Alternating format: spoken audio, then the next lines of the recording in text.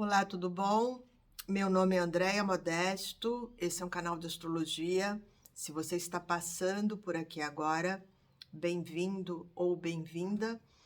E se você gostar, pode dividir com seus amigos, pode compartilhar, me ajudar a divulgar o canal, porque eu não estou divulgando comercialmente com as postagens pagas, coisa e tal. E para você que já se inscreveu e que está seguindo, super obrigada pela paciência. Eu vou ainda hoje gravar algumas respostas que vocês para as perguntas que vocês mandaram, mas eu queria dar uma dica para vocês. Tem um conto do Andersen chamado A Sombra, já que a gente está falando de escorpião, que está disponível na web. Chama A Sombra, do Andersen, do mesmo que escreveu o... Não sei se ele escreveu O Patinho Feio, acho que sim. O Soldadinho de Chumbo, eu tenho certeza. O Andersen escreveu muitos contos de fadas. Talvez ele tenha utilizado algumas histórias que já eram comuns na época dele, talvez. É, era, teve uma coisa bem legal que eu li da vida dele. Ele era ariano, que ele muitas vezes recebia como encomenda um conto, uma história para dar de aniversário, de presente de aniversário, para alguma criança. Então, ele tem um conto de um... A história é um escritor, um filósofo, que foge para um lugar quente para ele escrever um livro. Ele era um estudioso. E esse filósofo, esse intelectual, ele não tem uma relação com a vida, ele é extremamente cerebral, mal-humorado. O calor do lugar que ele escolheu para escrever o livro, escrever a tese, irrita ele bastante. Ele fugiu para um lugar quente, mas não deu certo, porque o calor começou a tirar o bom humor dele.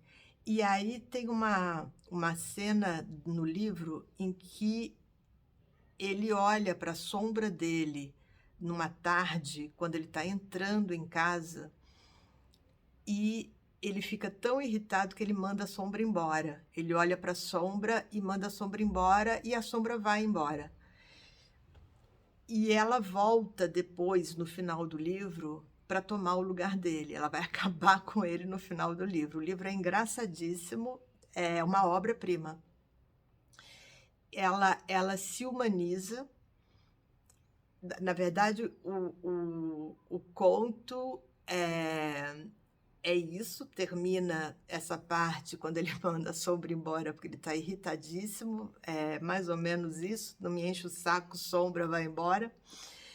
E ela vai se humanizar e vai voltar e vai tomar o lugar dele.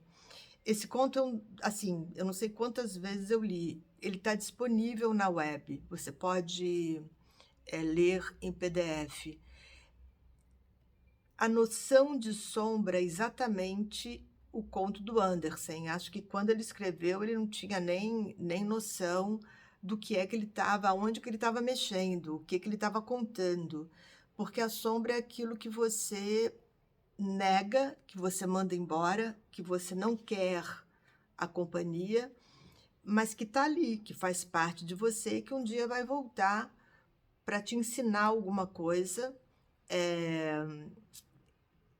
Lógico que o conto é muito bem humorado, porque a sombra, quando volta, ela está muito poderosa, ela se humanizou, ela provou do bem e do mal, e ela volta, e ele, como não tinha vida,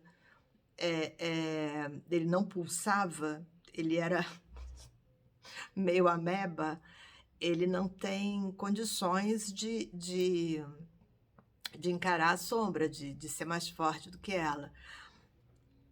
Escorpião é o signo da sombra. Escorpião e peixes são os signos da sombra quando você pensa no inconsciente, nos desejos reprimidos, naquilo que você gostaria de não sentir, né? Quantas vezes você tem mesmo o desejo que o ex-marido perca o emprego, que o ex-marido eh, se as moças que eu atendo muitas vezes explodem com sentimentos e desejos que não são exatamente luminosos. Escorpião é o signo que faz a gente se confrontar com a sombra, com o dark side da vida, né? E isso pode acontecer de muitas maneiras diferentes. Um médico com Vênus e Mercúrio dentro da casa 12 em Escorpião pode ser um oncologista ou pode ser um médico de UTI, um médico intensivista, que lida com a morte o tempo todo. Pode ser um cirurgião também. Então, não necessariamente a confrontação com o dark side da vida vai acontecer porque você teve uma decepção com um parente ou uma decepção com você mesmo, você mesma, porque você fez algo que conscientemente você condena, mas que de repente você cedeu, o desejo foi maior, a tentação foi maior, né? Você pode colocar que a consciência de Escorpião é a consciência de que nem sempre você vai resistir às tentações e um dia você vai ter que se confrontar com isso.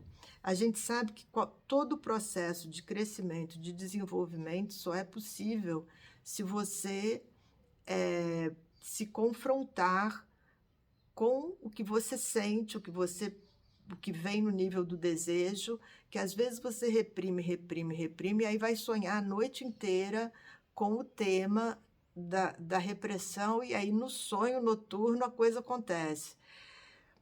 Algum signo teria que expressar esse lado.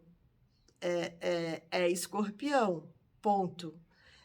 É muito comum, às vezes, a pessoa que tem muitos planetas em Escorpião perguntar na consulta se alguém trama contra ela. Ela tem medo que as pessoas tenham segredos contra ela. Muito comum. A primeira vez que eu ouvi essa pergunta, eu não entendi direito.